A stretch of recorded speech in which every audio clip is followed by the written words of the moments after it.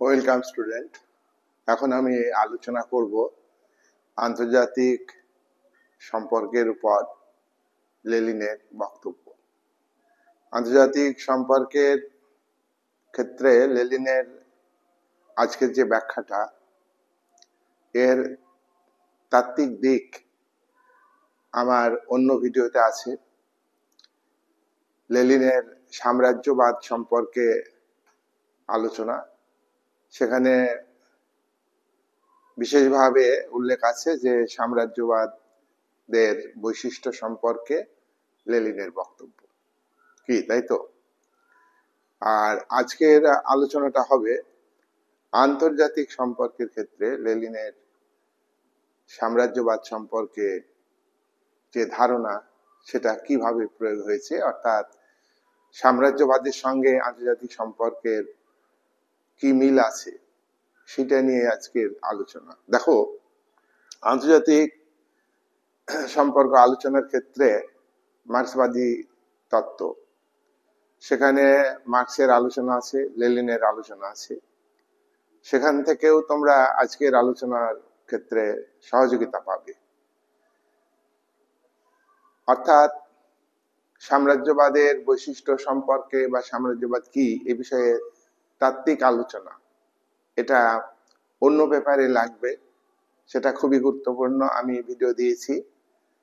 আর আজকের আন্তর্জাতিক সম্পর্কের ক্ষেত্রে সাম্রাজ্যবাদের যে আলোচনা, সেটা লেনিন কিভাবে ব্যাখ্যা দিয়েছে। দেখো, লেনিন একজন বিপ্লবী, লেনিন একজন মার্ক্সবাদী, লেনিন একজন বিশ্বে প্রথম সমাজতান্ত্রিক ব্যবস্থার প্রতিষ্ঠাতা।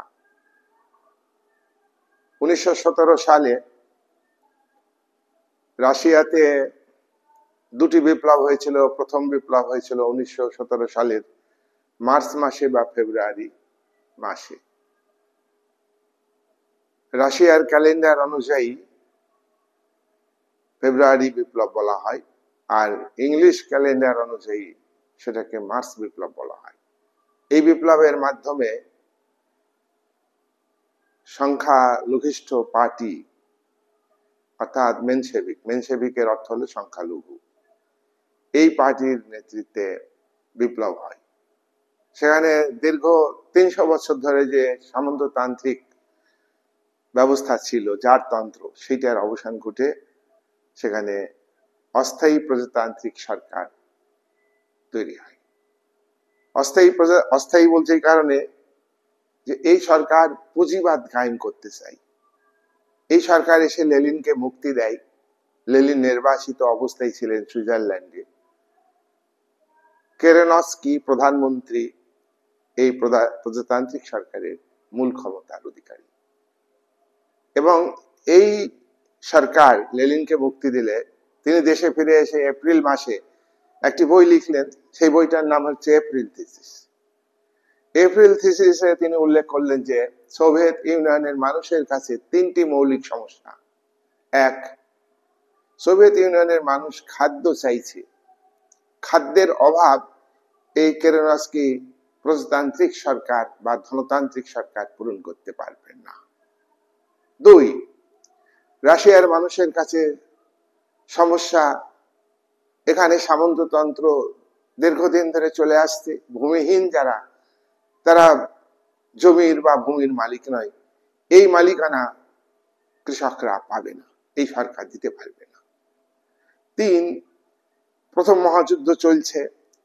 এই প্রথম মহাযুদ্ধ চলাকালীন সেনারা যুদ্ধ ক্লান্ত হয়ে পড়েছে, আর সাধারণ মানুষ যুদ্ধের ব্যয়ভার বহন করছে। দ্রব্যমূল্য বৃদ্ধি পেয়েছে, কৃষকদের দ্রব্যের দাম নাই, ভূমিহীন চাষিরা ফসল পায় না, তারপরে যেটুকু থাকে তাদের দাম থাকে না। এই সরকার মেটাতে পারবে না, শান্তি ফিরিয়ে আনতে পারবে না এই প্রজাতান্ত্রিক সরকার।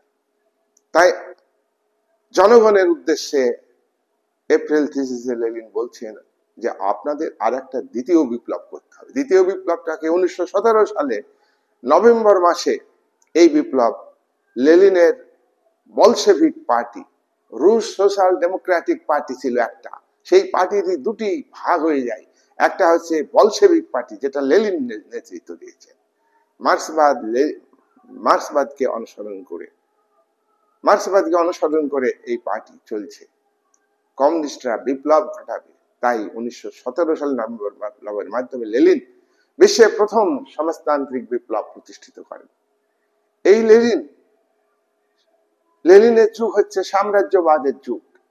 লেনিন মার্ক্সবাদী হলো, মার্ক্স যে সময়ে আবির্ভূত হয়েছেন সে সময়ে পুঁজিবাদ দুই একটা দেশে প্রতিষ্ঠিত হয়েছে।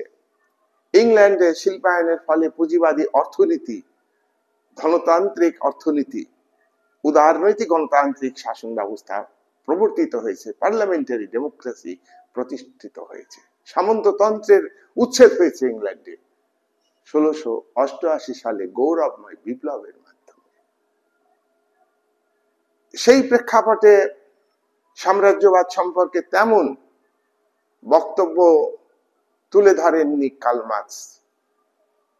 আর মার্ক্সের অনুগামী হিসাবে লেনিন কিন্তু তুলে ধরেছেন লেনিনের যুগ হচ্ছে সাম্রাজ্যবাদের যুগ। মার্ক্স জীবিতকালে তার নিজের দেশে জার্মানিতে 1871 থেকে 90 এই 20 বছরে শিল্পায়ন ঘটেছে। মার্ক্স মারা গেছে 1883 সালে, জন্ম 1818। আর লেনিনের জন্ম হচ্ছে 1869 থেকে 1924। আর লেনিনের যুগ হচ্ছে সাম্রাজ্যবাদ। এই সময়ে কিন্তু ধনতন্ত্র বিকশিত হয়েছে। পুঁজিপতিরা, ক্যাপিটালিস্টরা নিজের দেশে এবং বিদেশে নিজেদের দ্রব্য ব্যাপকভাবে বৃদ্ধি করেছে, পুঁজি ব্যাপকভাবে বিনিয়োগ করেছে এবং তারা দ্রব্য বিদেশের বাজারে রপ্তানি করে বিক্রি করেছে। একাধিক পুঁজিপতি দেশের মধ্যে প্রতিদ্বন্দ্বিতা শুরু হয়েছে, যার ফলস্বরূপ হচ্ছে 1914 থেকে 1918 এই প্রথম মহাযুদ্ধ। লেনিন বলেছেন যে প্রথম মহাযুদ্ধ হচ্ছে সাম্রাজ্যবাদীদের মধ্যে যুদ্ধ। লেনিন আন্তর্জাতিক সম্পর্কের ক্ষেত্রে উনি বলেছেন যে এই সম্পর্ক হচ্ছে বিরোধের সম্পর্ক। মার্ক্সবাদ যেমন বলেছেন যে উদারনৈতিক গণতান্ত্রিক ব্যবস্থা এটা পুঁজিপতিদের দ্বারা নিয়ন্ত্রিত, আর উদারনৈতিক গণতন্ত্রের দ্বারা নির্বাচন, সার্বিক ভোটাধিকার, এর মধ্য দিয়ে যে সরকার তৈরি হয়, এই সরকার একাধিক দেশে প্রতিষ্ঠিত হবে, কিন্তু এই সরকার কিন্তু শ্রমজীবী মানুষের স্বার্থ রক্ষা করবে না, এই সরকার কৃষকদের স্বার্থ রক্ষা করবে না। সুতরাং এই সরকারগুলির মধ্যে সাম্রাজ্য বিস্তারের ক্ষেত্রে প্রতিযোগিতা শুরু হবে, পুঁজি বিনিয়োগ করার ক্ষেত্রে প্রতিযোগিতা শুরু হবে, কাঁচামাল সংগ্রহ করার ক্ষেত্রে প্রতিযোগিতা শুরু হবে এবং তারা উপনিবেশ দখল করবে। আর উপনিবেশ দখল করতে গিয়ে, সাম্রাজ্য বিস্তার করতে গিয়ে একাধিক পুঁজিপতি দেশগুলোর মধ্যে সংঘর্ষ অনিবার্য। সুতরাং পুঁজিবাদের উন্নতি মানে কখনোই বিশ্ব শান্তি ও নিরাপত্তা প্রতিষ্ঠিত হবে না। বিশ্ব শান্তি ও নিরাপত্তা বিঘ্নিত করবে ক্যাপিটালিজম। আপাত দৃষ্টিতে মনে হয় ক্যাপিটালিজম মানুষের জীবনে অনেক স্বাচ্ছন্দ্য এনেছে, প্রত্যেকটা ডেমোক্রেটিক স্টেটের অর্থনৈতিক উন্নয়ন ঘটেছে, কিন্তু এই উন্নয়নের সঙ্গে সঙ্গে প্রত্যেকটা ডেমোক্রেটিক দেশের শ্রমজীবী মানুষের সংখ্যা, খেটে খাওয়া মানুষের সংখ্যা বেশি, তাদের কোনো অধিকার নেই, বিশেষ করে অর্থনৈতিক অধিকার নেই, বিশেষ করে অর্থনৈতিক স্বাধীনতা নেই। সুতরাং এই প্রেক্ষাপটে আজকে আমরা লেনিনের আলোচনা করব। লেনিন 1916 সালে একটি বিখ্যাত বই লিখেছেন। লেনিনের অনেক বই আছে, তোমরা জানো, দি স্টেট গ্রন্থ, দ্য স্টেট অ্যান্ড রেভলিউশন গ্রন্থ আছে। তিনি লিখেছেন what is to be done. একাধিক গ্রন্থে বিভিন্ন বিষয় নিয়ে আলোচনা করেছেন, কিন্তু আজকের ভিডিও যে আলোচনা, একটা বিখ্যাত গ্রন্থ প্রথম মহাযুদ্ধ চলাকালীন সময়ে লিখেছেন 1916 সালে। লিখেছেন, imperialism is the highest stage of capitalism. Imperialism is the highest stage of capitalism. দেখো, এই যে আমি বোর্ডে লিখেছি, the imperialism is the highest stage of capitalism. সাম্রাজ্যবাদ হলো পুঁজিবাদের, ধনতন্ত্রের সর্বোচ্চ পর্যায়। পুঁজিবাদ বিকশিত হতে হতে এমন একটা স্টেজে গিয়ে পৌঁছাবে, তখন দ্রব্য রপ্তানি করার জন্য, দ্রব্য বেচার জন্য বাজার দখল এবং সেই সব জায়গা থেকে, ভূখণ্ড থেকে শিল্পায়নকে বজায় রাখবার জন্য কাঁচামাল সংগ্রহ, এই দুটো কারণে কিন্তু পুঁজিবাদের মধ্যে দ্বন্দ্ব প্রতিযোগিতা শুরু হয়ে যাবে।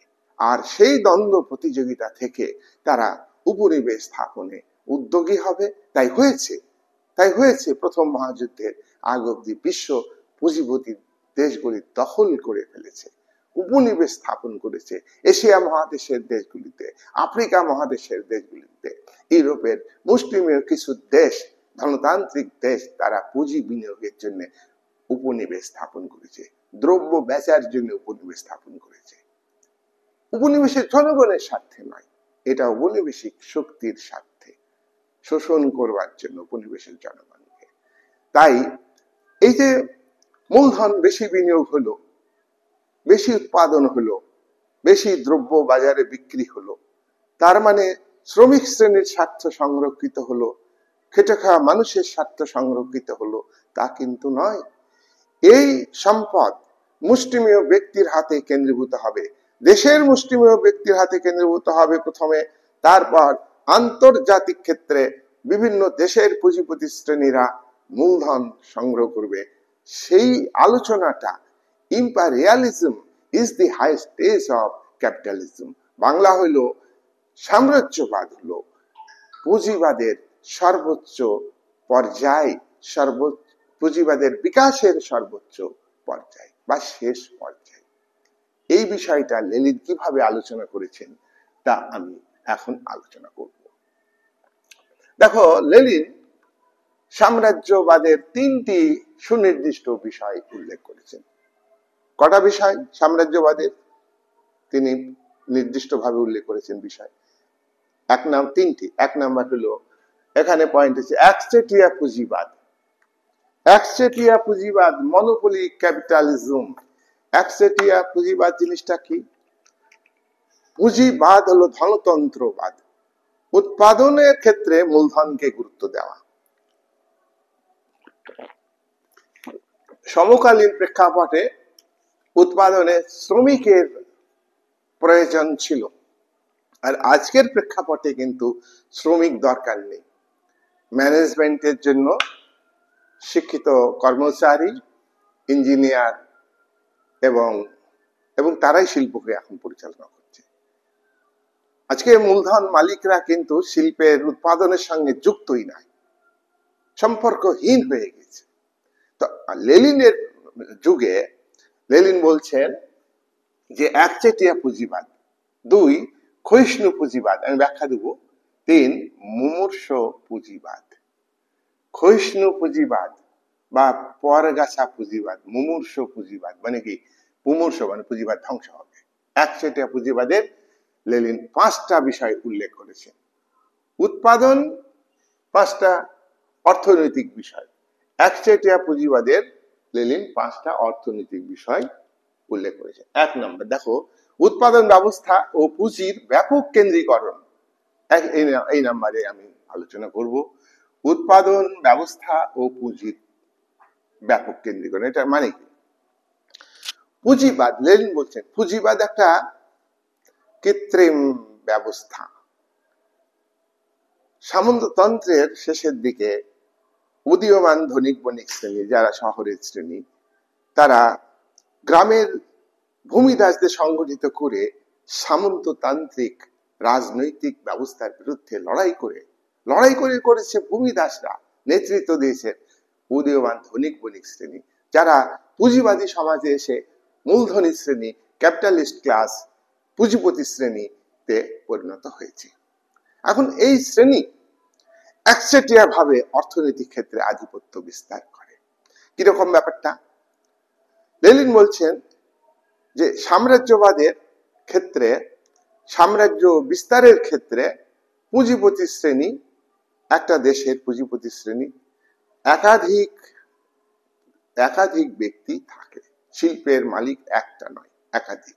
তাদের মধ্যে যারা বড় বড় শিল্পের মালিক তারা টিকে থাকবে, আর মাঝারি ছোট শিল্পের মালিক কিন্তু তারা ধ্বংস হয়ে যাবে, ধ্বংস করে দিবে যারা যারা বড় পুঁজির মালিক, মূলধন, তারা বাজারটাকে একচেটিয়া ভাবে দখল করতে চায় এবং উৎপাদনের উপকরণগুলির মালিকানা তারাই নিতে চায়। মুষ্টিমেয় পুঁজিপতি ব্যক্তি, মুষ্টিমেয় পুঁজিপতিরা, মূলধনী মালিকরা নিয়ে নেয়, আর বাকি মূলধনী মালিকরা, মাঝারি এবং ছোট যারা, তারা কিন্তু মূলধনের মালিক আর থাকে না, তারা তারা আউট হয়ে যায়।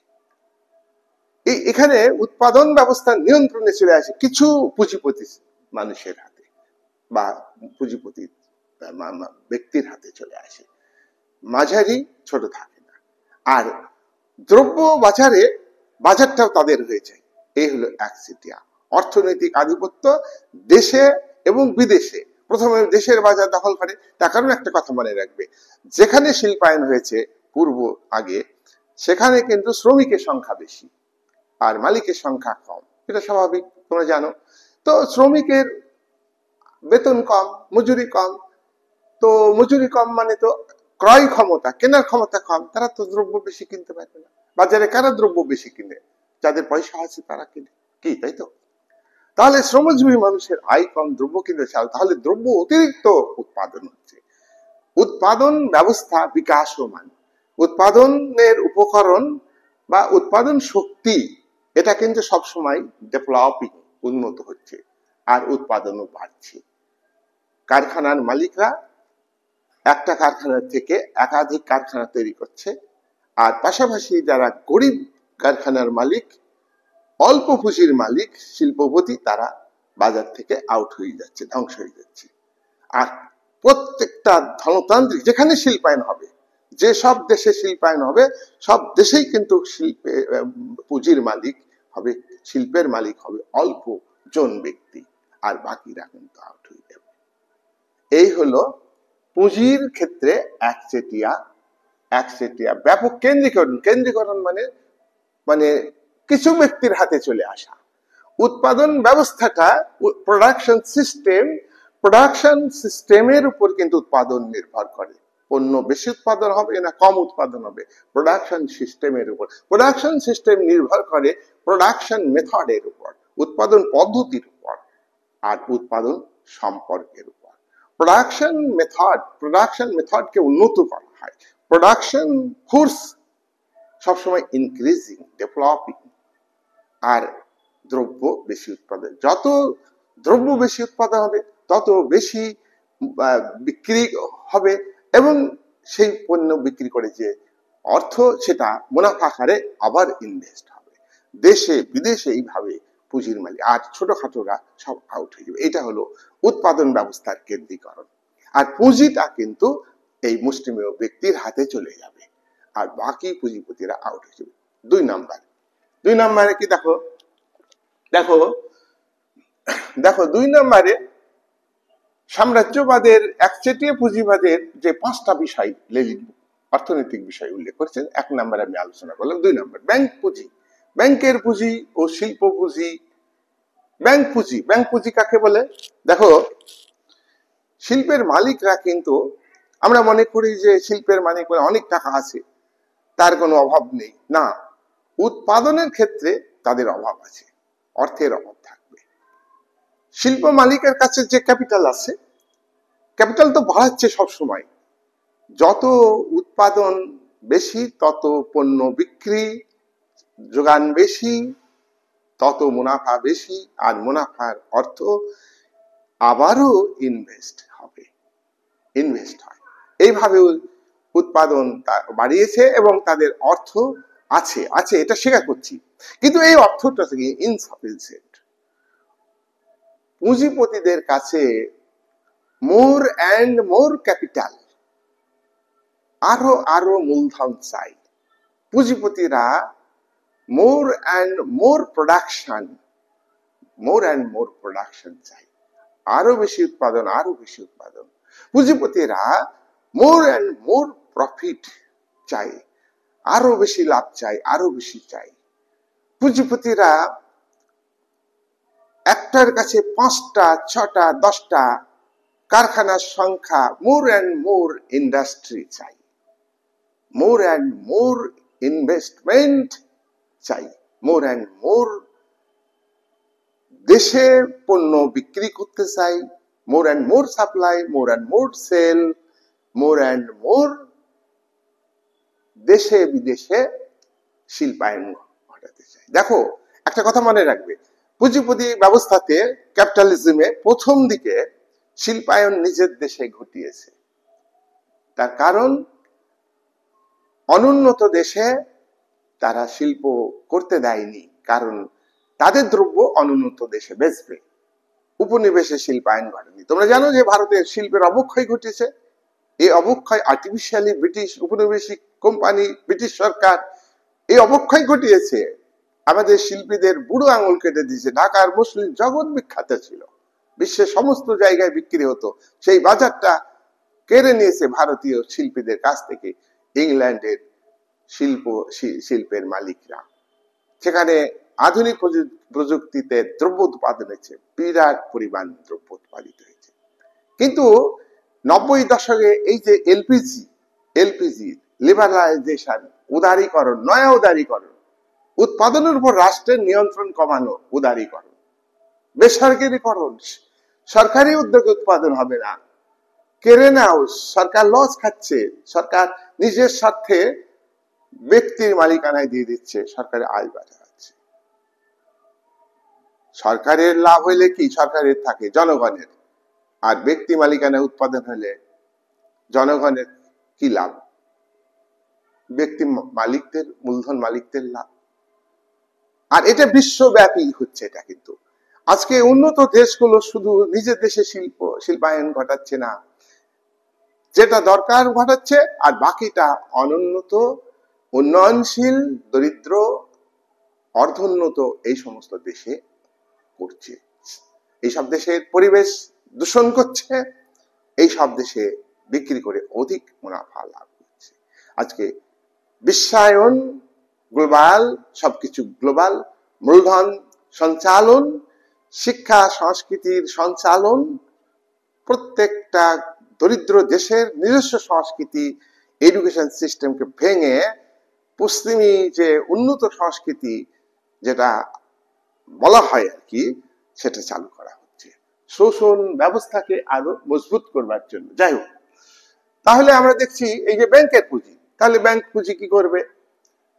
এই ব্যাংকের মালিকরা, এর একাধিক, এই ব্যাংকের পুঁজির কাছ থেকে শিল্প পুঁজির মালিক, শিল্পের মালিকরা কিন্তু অর্থ ধার নেয়, এই এখানে সুদ দেয়, কিন্তু এই অর্থ মানে দিচ্ছে ব্যাংক মালিক একাধিক।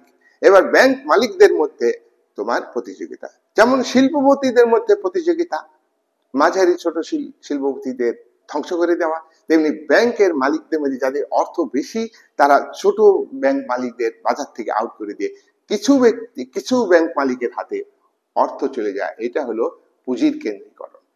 এটা হলো পুঁজির উৎপাদন ব্যবস্থা কেন্দ্রীকরণ, 1 নম্বর পয়েন্টে বলছি। 2 নম্বর হচ্ছে পুঁজির কেন্দ্রীকরণ, ব্যাংক পুঁজির কেন্দ্রীকরণ। এই ব্যাংক পুঁজি, দেখো, শিল্প পুঁজি আছে, শিল্পের মালিকের পুঁজি আছে, আমি বলেছি। শিল্প পুঁজি আর ব্যাংক পুঁজি, এই দুটো যোগ করে হয় ফিনান্স পুঁজি, আর এটাই ইনভেস্ট করছে, এবং ক্যাপিটালিজম একটা উন্নত হয়ে যাচ্ছে। ক্যাপিটালিজম একটা, কি বলবো, লেনিন বলছেন যে ক্যাপিটালিজম এটা একটা ঘটনা নয়, ক্যাপিটালিজম এটা সমাজ বিকাশের স্তর অনুযায়ী হবে। মার্কস এঙ্গেলস তাদের কমিউনিস্ট ম্যানিফেস্টো গ্রন্থে বলেছেন যে উৎপাদন শক্তি বিকাশমান, উৎপাদন সম্পর্ক পরিবর্তনশীল। উৎপাদন শক্তির বিকাশের সঙ্গে উৎপাদন সম্পর্কে সঙ্গতি হয়, সঙ্গতি হতে হতে সমাজ এগিয়ে যায়। আর যেখানে উৎপাদন শক্তির বিকাশের সঙ্গে উৎপাদন সম্পর্কের অ্যাডজাস্ট হবে না, তখনই ক্লাস স্ট্রাগল হবে, তখনই হবে রেভলিউশন। যেটা হয়েছে দাস সমাজে দাসরা করেছে যে রেভলিউশন, দাস মালিকদের সঙ্গে যারা দাস তাদের রিলেশন স্বাভাবিক থাকেনি, সে শক্তি থাকতে পারে না, শোষক আশোষিত, অত্যাচারী আর অত্যাচারিত, থিসিস অ্যান্টিথিসিস। থিসিস হচ্ছে দাস মালিকরা, অ্যান্টিথিসিস হচ্ছে দাসরা। সামন্ততান্ত্রিক সমাজে ঠিক অনুরূপ ভাবে সমাজটার মধ্যেই একটা স্ববিরোধ গড়ে উঠেছে, থিসিস অ্যান্টিথিসিস। সামন্ত শক্তি, রাজশক্তি একদিকে, আর অন্যদিকে উদীয়মান ধনিক বণিক শ্রেণীর নেতৃত্বে ভূমিদাস, তাদের লড়াই সংঘর্ষ, তারা হলে অ্যান্টিথিসিস, পুঁজিবাদ সৃষ্টি হয়েছে। তাই পুঁজিবাদ কিন্তু একটা স্বাভাবিক, এটা পুঁজিবাদ কিন্তু পুঁজিপতি শ্রেণী সৃষ্টি করেছে। এটা ইনসিডেন্ট নয়, এটা বিকাশের নিয়ম অনুযায়ী এসেছে, এবং একটা সময় এসে বিকাশের নিয়ম অনুযায়ী এর পতন অনিবার্য। আমরা আলোচনা করব। এখানে দেখো পুঁজি, এখানে ব্যাংক পুঁজি আর শিল্প পুঁজি দুয়ে মিলে আর্থিক পুঁজি সৃষ্টি হলো। এবার বাজারে পুঁজির মালিকের সংখ্যা কম আর বাজারে শিল্পের সংখ্যাও কমে গেল। এটা হলো পুঁজিবাদের বিকাশের স্বাভাবিক নিয়মে এটা হয়। নেক্সট, 3 নাম্বার লেনিন অর্থনৈতিক বিষয় উল্লেখ করেছেন সাম্রাজ্যবাদের ক্ষেত্রে। পুঁজি রপ্তানি, খুব মজার কথা, পুঁজি রপ্তানি। হ্যাঁ, তোমরা তো জানো যে দ্রব্য রপ্তানি করা হয়। পুঁজি মানে ক্যাপিটাল, ধন, এটা রপ্তানি করা হয়। দ্রব্য যেমন বিদেশে বাজারে বিক্রি করে পুঁজিপতি শ্রেণী অতিরিক্ত দ্রব্য, তেমনি পুঁজি নিজের দেশে ইনভেস্ট করবে, শিল্পায়ন ঘটাবে, পাশাপাশি বিভিন্ন দেশে ইনভেস্ট করবে। আর সেটা তো আজকের বিশ্বায়নের যুগে মানে এটা প্রবল হয়েছে আর কি। বিশ্বায়নের যুগে ব্যাপকভাবে শিল্পায়ন বিভিন্ন দেশে, জায়গায় খাবে জায়গায় মরবে।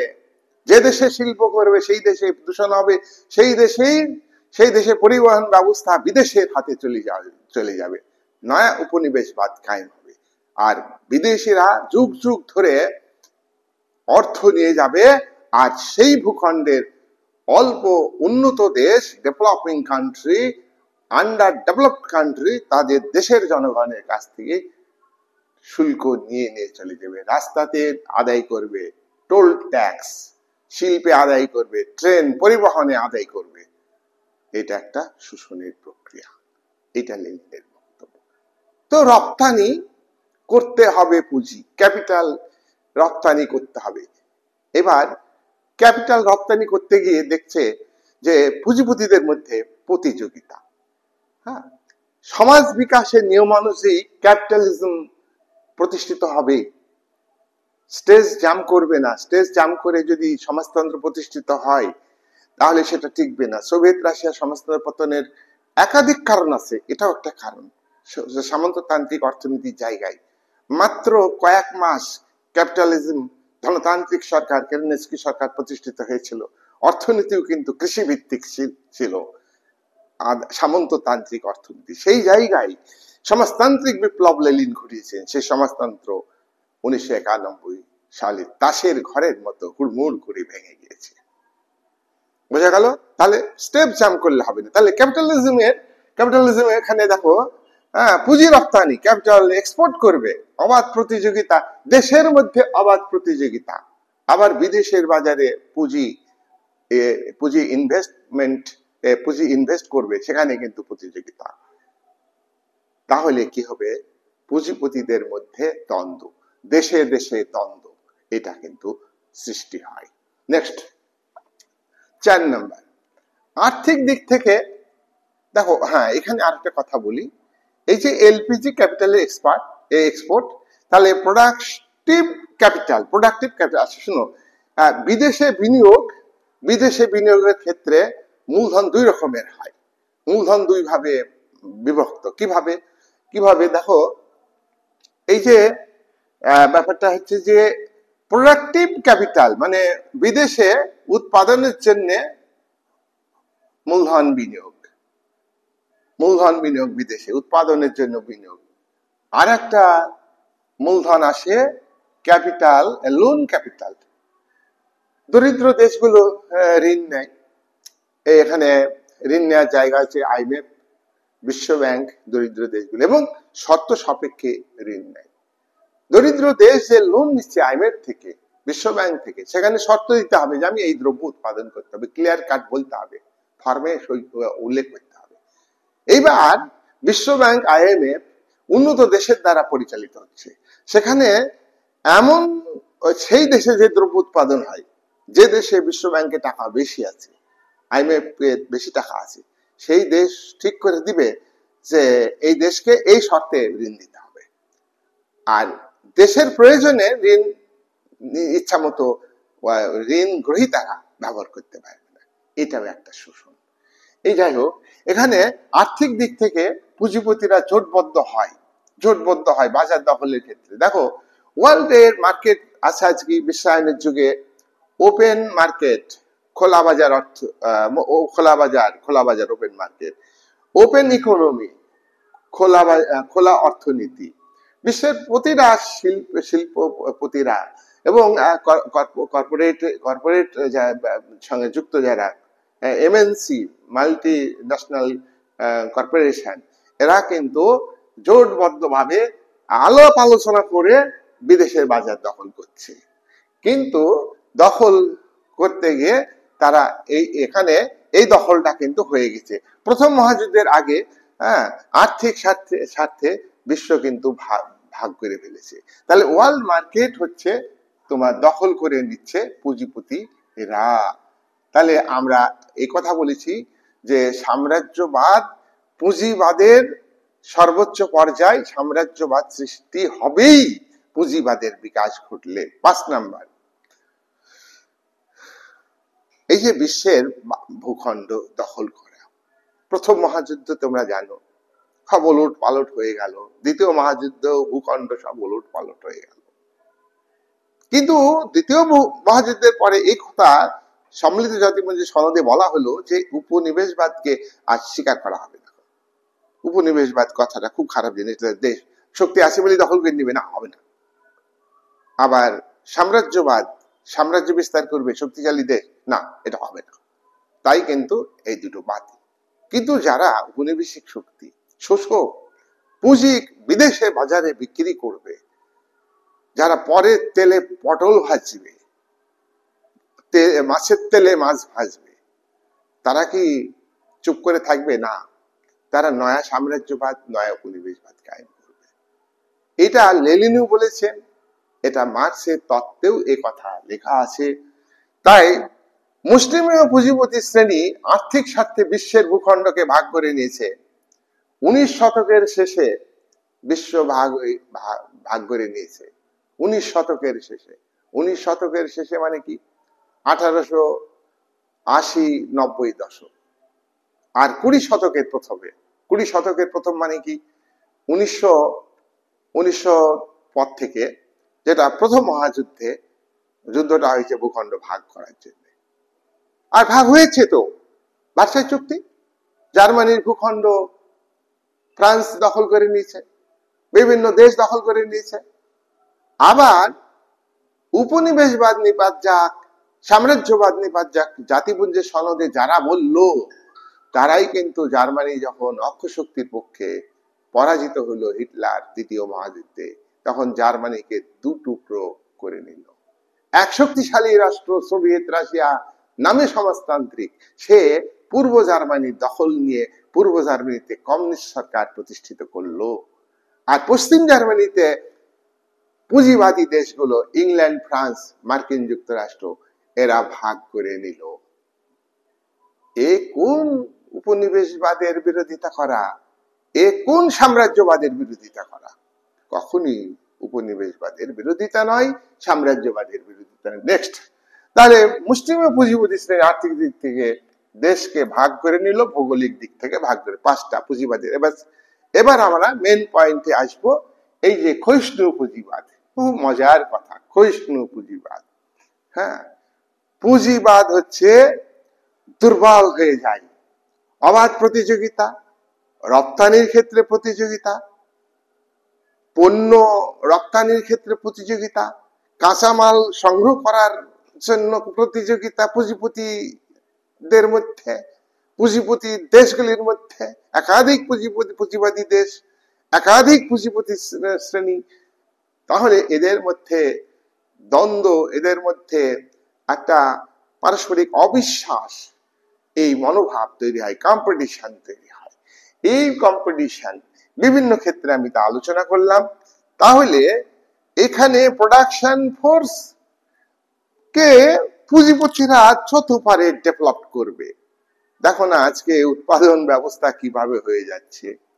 আগে আগে করতো হাতে, সেখানে মেশিন, এখন বড় বড় মেশিনে, এখন কম্পিউটারে কাজ হচ্ছে। সব কাজ কিন্তু মেশিনের সাহায্যে হচ্ছে। এটা মানে কি? উৎপাদন শক্তির বিকাশ, উৎপাদন শক্তির উন্নতি, আর ব্যাপক প্রোডাকশন, ব্যাপক দেশে এবং বিদেশে সেল, ব্যাপক লাভ। এই করতে করতে পুঁজিপতিরা একটা প্রবলেমে পড়ে যাবে। কিভাবে প্রবলেমে পড়ছে? লেনিন এবং মার্কস তারা বলেছেন, মার্কসবাদে, যে উৎপাদন ব্যবস্থা সবসময় বিকাশমান। এই যে তোমরা দেখো না যে এই রাস্তাঘাটের উন্নতি হচ্ছে, এই সব ব্রিজ তৈরি হচ্ছে, এগুলো কি পুঁজিপতি শ্রেণী করছে তার শ্রেণী স্বার্থে। সাধারণ মানুষের এই ধারণা ভুল যে সাধারণ মানুষের উপকার হচ্ছে। না, কখনই উপকার হচ্ছে না। তখন ধন বৈষম্যটা বাড়ছে, কমছে না তো। ধন বৈষম্য বাড়ছে, দেশে দেশে ধন বৈষম্য বাড়ছে। দেশে কয়েকটা দেশের হাতে পুঁজি চলে যাচ্ছে, ক্যাপিটাল চলে যাচ্ছে, কয়েকটা দেশের নিয়ন্ত্রণে। আজকে মার্কিন যুক্তরাষ্ট্র চোখ রাঙাচ্ছে কোন দেশ কত ট্যাক্স দেবে, শুল্ক দিবে। ভারতের ক্ষেত্রে 50%, ও রাশিয়ার ক্ষেত্রে 10%, ব্রাজিলের ক্ষেত্রে 50% শুল্ক দিবে কোম্পানিগুলির উপরে। আর কোম্পানি তো ঘরে থেকে টাকা দেবে না, কোম্পানি যে দেশ থেকে আসছে সেই দেশের সরকারকে দিবে শুল্ক, আর মাঠ থেকে অর্থ তুলবে জনগণের কাছে। যে দেশে ব্যবসা করতে আসছে, শিল্পায়ন ঘটাচ্ছে, সেই দেশের আমরা মনে করছি যে পরিবহনের উন্নতি করছে। আপাতত একদিন বুঝবে, এখন বুঝবে না। মার্ক্সবাদ যখন বোঝার কথা মানুষ, তা কিন্তু বুঝে না, পরে বুঝবে। নেক্সট, তাহলে আমরা দেখছি সাম্রাজ্যবাদ পরাশ্রয়ী। সাম্রাজ্যবাদ পরাশ্রয়ী, আজকের পুঁজিপতি শ্রেণী তারা পরাশ্রয়ী হয়ে গেছে, তারা উৎপাদনের সঙ্গে যুক্ত না। উৎপাদন করে শ্রমজীবী মানুষ, উৎপাদনের মালিকরা করে না। মালিকানার জোরে তারা মুনাফা অর্জন করে, মালিকানার জোরে তারা অর্থ ইনভেস্ট করে, উৎপাদন বাড়ায়, আর হাতে কলমে উৎপাদন করে। তাদের তাদের তাদের সঙ্গে একটা সম্পর্ক ছিল। কিন্তু আজকের শিল্পায়নের যুগে, বিশ্বায়নের যুগে পুঁজিপতিরা ম্যানেজমেন্ট অর্থ দিয়ে করছে, তাদের কোনো যোগাযোগই নেই, ছেড়ে দিচ্ছে, শুধু মালিকানা থাকছে। আর তারপরে লাক্সারি জীবন তারা জীবনযাপন করছে, আর তাদের ব্যয় বেশি, এবং ম্যানেজমেন্টে যাদের দ্বারা দরকার তাদের লাক্সারি লাইফের জন্য অর্থ দিচ্ছে। এইভাবে ক্যাপিটালিজম চলছে। এতে এরা এরা এরা পরগাছা, এরা উৎপাদন করে না। যে উৎপাদনের সঙ্গে যুক্ত নয় তারা হলো পরগাছা, অর্থাৎ পরের মাথার পরের উপরে নির্ভর করে তাদের জীবন। এই যে লাক্সারি লাইফটা ধনীদের, কোথায় থেকে আসছে? এই গরিব মানুষের অর্থতে হচ্ছে। মন্ত্রী আজকে গাড়ি চড়ছে, বিদেশে যাচ্ছে, কার টাকায়? সেই দেশের জনগণের টাকায়। সেই দেশের একটা ভিখারিও কিন্তু দেশলাই কেনার সময়, একটা কাপড় কেনার সময় ট্যাক্স দেয়, সেই ট্যাক্সের পয়সায়, একটা ভিখারির ট্যাক্সের পয়সায়। আর যেখানে ক্যাপিটালিজম, ধনীরা ট্যাক্স ফাঁকি দেয়, ধনীরা ট্যাক্স ফাঁকি দেয়, ধনীদের সঙ্গে শাসকের গাঁট ছাড়া সম্পর্ক। সুতরাং ট্যাক্স ফাঁকি দিয়ে সেই অর্থে তারা, যারা জনপ্রতিনিধি, যারা আমলা গোয়েন্দা, তাদের লাক্সারি লাইফটা হচ্ছে। আর পাশাপাশি শিল্পপতিরা তারা অন্য স্টেজে যাচ্ছে, তারা পরগাছায় পরিণত হচ্ছে। যখনই এরকম হয়ে যাবে, ব্যাপকভাবে হয়ে যাবে, তখন তাদের মধ্যে একটা দ্বন্দ্ব হয়ে যাবে, আর তারা উৎপাদন শক্তির আর বিকাশ ঘটাতে পারবে না। উৎপাদন শক্তির বিকাশ, অর্থাৎ উৎপাদন উপকরণগুলি যতই উন্নত হোক, ইনভেস্টে কাজে লাগাবে, উৎপাদন আর বাড়বে না। তার কারণ উৎপাদন ব্যবস্থা প্রোডাকশন সিস্টেমটা আপওয়ার্ড রাইজিং একটা এক্সট্রিম পয়েন্টে গিয়ে আর উৎপাদন বাড়বে না। আর downward sloping production method, production কমে যাবে, তখন তখন জনগণের অর্থনৈতিক দাবি পূরণ করতে পারবে না, তখন সিস্টেমের এগেনস্টে বিপ্লব হবে, ক্লাস স্ট্রাগল হবে, শ্রেণী সংগ্রাম হবে। যারা খেটে খাওয়া মানুষ তাদের সঙ্গে বুর্জোয়াস মালিক ধনিক শ্রেণী, তাদের লড়াই অনিবার্য, বিপ্লব অনিবার্য, এবং এবং এবং শ্রেণী সংগ্রাম অনিবার্য। তাহলে আমরা দেখছি যে তখনই পুঁজিবাদের একটা সংকট দেবে। এটা ক্ষয়িষ্ণু পুঁজিবাদ। পুঁজিবাদী হচ্ছে এমন একটা ব্যবস্থা যেখানে ডেভেলপিং হতে হতে এমন একটা পর্যায়ে যাবে আর ডেভেলপ করা সম্ভব না, ডেভেলপমেন্ট হবে না। তাহলে এখানে প্রোডাকশন মেথড, আমরা যদি এই কথাটা তুমি যদি বলো যে কাল্পনিক, না, তুমি আদিম কালের পর থেকে পর্যালোচনা করে আসো, তোমরা দেখবা যে প্রোডাকশন মেথডের ডেভেলপ হয়েছে, সায়েন্স এটা। কিন্তু আজকের ক্যাপিটালিস্টরা পরগাছায় পরিণত হচ্ছে এবং তাদের পতন হবে। এবার 3 নম্বর, লেনিন বলছেন যে পুঁজিবাদ মৃতপ্রায়। সাম্রাজ্যবাদের যুগে পুঁজিবাদ মৃতপ্রায়, পুঁজিবাদ সংকটে পড়বেই। কেন পড়বে? এটা সমাজ বিকাশের নিয়ম অনুযায়ী পড়বে এবং বাস্তব সাইন্টিফিক কারণে উৎপাদন শক্তির বিকাশের সঙ্গে উৎপাদন সম্পর্কে সংগতি হারিয়ে যাবে। আজকে বৈষয়িক উন্নতি প্রোডাকশন মেথডের উপর নির্ভর করে, উৎপাদনের উপরে নির্ভর করে। আর উৎপাদনের উপকরণের মালিকের সঙ্গে যারা উৎপাদনের সঙ্গে যুক্ত, আজকে ম্যানেজমেন্ট, তাদের যে রিলেশন, সেই রিলেশন হচ্ছে প্রোডাকশন রিলেশন। আমি আবারও বলছি, যেমন শ্রমিক আর মালিকের যে রিলেশন, উৎপাদন প্রোডাকশন রিলেশন। কৃষক এবং জমির মালিকের সঙ্গে যে রিলেশন, প্রোডাকশন রিলেশন। দাস যুগে দাস, কৃতদাস এবং মাস্টার প্রভু উভয়ের মধ্যে রিলেশন, প্রোডাকশন রিলেশন। সামন্ত যুগে সামন্ত প্রভু জমির মালিক, তাদের সঙ্গে ভূমিদাসদের রিলেশন, প্রোডাকশন রিলেশন। ক্যাপিটালিজমে সর্বহারা শ্রেণী, প্রলেতারিয়া শ্রেণী, খেটে খাওয়া মেহনতি মানুষ, মজদুর, তাদের সঙ্গে ক্যাপিটালিস্ট অর্থাৎ মূলধন মালিকদের রিলেশন, প্রোডাকশন রিলেশন। এই প্রোডাকশন রিলেশন সঙ্গতি থাকবে যতদিন, ততদিন সমাজটা টিকে থাকবে, ডাইনামিক ভাবে চলবে। কিন্তু এই সমাজের মধ্যে একটা সংঘাত আসবেই। উৎপাদন শক্তির বিকাশের সঙ্গে উৎপাদন সম্পর্কে রিলেশন হারিয়ে যাবে, তখন রেভলিউশন মাস্ট। এবং এই রেভলিউশনে জয়লাভ করবে যারা শোষিত বঞ্চিত মানুষ। তোমরা হয়তো বলবে যে এটা গল্প না, কিন্তু তুমি দেখো মেলাও তোমরা, যে শোষিত বঞ্চিত যারা, দাস সমাজে দাসরা শোষিত বঞ্চিত ছিল, তারা তো লড়াই করে সমাজটাকে পাল্টিছে, কি গো? পাল্টাইনি? তাহলে অ্যান্টি ফোর্স জয়লাভ করবে, সিনথেসিস চালু হবে, উন্নত একটা সমাজ, সামন্ত সমাজ সেটা হলো। কিন্তু উন্নত হলেও এটা শ্রেণী ভিত্তিক, শোষণ ভিত্তিক। দাস মালিকরা যারা ছিল তারাই তো সামন্ত প্রভুতে পরিণত হয়েছে না? যারা দাস ছিল তারাই তো ভূমিদাসে পরিণত, তারা তো শোষিত না? আবার যারা ভূমিদাস ছিল তাদের মধ্যে একটা অংশ শিল্পপতি হয়ে গেল, উদীয়মান ধনিক বলি, তারা শিল্প কারখানা করলো, তারা ক্ষমতায় আসার জন্য ভূমিদাসদের কাজে লাগালো। ভূমিদাসরা জমি ছেড়ে কারখানায় আসলো, উৎপাদনের সঙ্গে যুক্ত হলো, এবং সেই শ্রেণী আজকে কিন্তু বিলুপ্ত হয়ে গিয়েছে। সেই জায়গায় ম্যানেজমেন্ট হচ্ছে শ্রমজীবী শ্রেণীতে পরিণত হয়েছে, সর্বহারা শ্রেণীতে পরিণত। সেই প্রেক্ষাপটে ডিক্টেটরশিপ অফ প্রোলেটারিয়েট, সর্বহারার এক নায়কত্ব প্রতিষ্ঠার জন্য রেভলিউশন মাস্ট, এবং পুঁজিবাদ সংকটে পড়বে। আভ্যন্তরীণ দিক থেকে এবং বাইরের দিক থেকে। আভ্যন্তরীণ দিক থেকে পুঁজিবাদ সংকটে পড়বে কেন? আভ্যন্তরীণ দিক থেকে পুঁজিপতিরা উৎপাদন বাড়ানোর জন্য যত ক্যাপিটাল ইনভেস্ট করবে তত উৎপাদন বাড়বে, কিন্তু সেই উৎপাদিত দ্রব্য নিজের দেশে বিক্রি হবে না, সেই বাড়তি দ্রব্য বিদেশের বাজারে বেচতে যাবে, বাজার দখলে করতে যাবে, আর কাঁচামাল সংগ্রহ করতে যাবে। তখন একাধিক পুঁজিপতি দেশের মধ্যে দ্বন্দ্ব। এটা হলো বাহ্যিক দ্বন্দ্ব।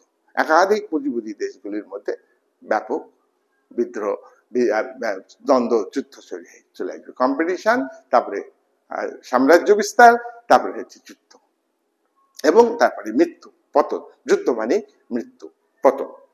আর আভ্যন্তরীণ ক্ষেত্রে পুঁজিপতি শ্রেণী যতই ইনভেস্টমেন্ট করুক না কেন, শ্রমজীবী মানুষ কিন্তু তাদের বিরুদ্ধে একদিন ঐক্যবদ্ধভাবে লড়াই করবে। তার কারণ শ্রমজীবী মানুষের আজকের ম্যানেজমেন্টে যারা আছেন তাদের যে দাবি, তাদের খুব অল্প মজুরি দেওয়া হয়। যে সমস্ত তোমার অ্যাড দেওয়া হয় তার জন্য খরচপাতি সবকিছুকে সাধারণ ওই দ্রব্যের মধ্যে নির্ধারণ করছে। এটা কত বাস্তব তুমি দেখো, বর্তমানে যে ছোট ছোট দোকানদার, ব্যবসায়িক, তারা হাওয়া হয়ে যাচ্ছে কম্পিটিশন থেকে। শপিং মলগুলোর মধ্যেও যারা বড় শপিং মল তারা টিকবে, বাকিরা টিকবে না। এটা অর্থনীতির নিয়মে ঘটবে। তাই পুঁজিবাদ সংকটে পড়বে, পুঁজিবাদের মৃত্যু হবে। পুঁজিবাদের বিকাশ হলে উৎপাদন বাড়বে, ধন বাড়বে, সম্পদ বাড়বে, কিন্তু সেই সম্পদ মুষ্টিমেয় ব্যক্তির হাতে চলে যাবে। তাদের মধ্যে সংঘর্ষ হবে, আভ্যন্তরীণ দিক থেকে দেশের মধ্যে প্রতিযোগিতা এবং বিদেশের ক্ষেত্রে প্রতিযোগিতা। তাই তো তোমরা দেখছো না যে পুঁজিবাদী দেশগুলো তারা দ্রব্য বেচার জন্য একদম উঠে পড়ে লেগেছে। সে ভারত বলো, চীন বলো, চীন সমাজতান্ত্রিক দেশ নয়, আমেরিকা বলো, অস্ট্রেলিয়া বলো, জাপান বলো, সব কিন্তু দ্রব্য বিক্রি করবার জন্য তারা কম্পিটিশনে নেমে পড়েছে। ও G7 বলছো, G20, যত আঞ্চলিক সংস্থা আছে তার মধ্য দিয়ে বাণিজ্যকে বৃদ্ধি করতে চাইছে। একটা অস্ত্র ব্যবসা কিন্তু মারাত্মক বর্তমানে। তখন প্রত্যেকটা দেশের জাতীয় আয়ের, দেশের মোট আয়ের 70%, 70% হচ্ছে সামরিক খাতে ব্যয় করছে। তাহলে সেই সামরিক খাতে ব্যয় করছে, তার মানে দরিদ্র দেশগুলো তারা দেশের সার্বভৌমত্ব রক্ষার জন্য অস্ত্র কিনছে। আর এই অস্ত্র তৈরির ক্ষেত্রে প্রতিযোগিতায় যারা বড় হয়ে যাবে তারা কিন্তু তোমার ক্যাপিটাল আর্ন করবে, মানে প্রফিট আর্ন করবে। অস্ত্র তৈরিতে ইনভেস্ট করছে আর বিক্রি করে আর্ন করবে। যেমন ভারত এখন 90টা দেশে অস্ত্র বিক্রি করছে, ভারতের অস্ত্রের চাহিদা বাড়ছে, আমেরিকার মাথা ব্যথা হয়ে যাচ্ছে, ভারতের অর্থনীতি পঞ্চমে চলে আসছে, চতুর্থতে আসবে, 3-এ আসবে। কিন্তু কথাই কি, বেল পাকলে কাকের বাপের কি, তাই না? দরিদ্র মানুষের কথা কেউ ভাবছে না। তাই এই দরিদ্র মানুষ কিন্তু একদিন গর্জে উঠবে, রেভলিউশন হবে। আর যদি না হয় তাহলে জানতে হবে ইতিহাস মিথ্যে। ইতিহাস কখনো মিথ্যে হয় না, ইতিহাস হচ্ছে সত্যের ইতিহাস। Production force increasing, production force is upward rising, production force downward rising. তাহলে ডাউনওয়ার্ড স্লোপিং, তাহলে কিন্তু সংঘাত অনিবার্য। এইভাবে লেনিন ব্যাখ্যা দিয়েছেন সাম্রাজ্যবাদ সম্পর্কে। আন্তর্জাতিক ক্ষেত্রে কিভাবে ক্যাপিটালিজম কিভাবে আন্তর্জাতিক ক্ষেত্রে ভূমিকা পালন করছে এবং কিভাবে তারা একচেটি আধিপত্য বিস্তার করছে। Monopoly business, monopoly investment, monopoly পরিবহন ব্যবস্থা সবকিছু কিন্তু করে দিচ্ছে। তাই গভর্নমেন্ট কিন্তু প্রত্যেকটা দেশের ডেমোক্রেটিক গভর্নমেন্ট ক্যাপিটালিস্টদের, মূলধনের মালিকদের পুতুল নাচের পুতুল। এই বলে আজকের আলোচনা শেষ করলাম।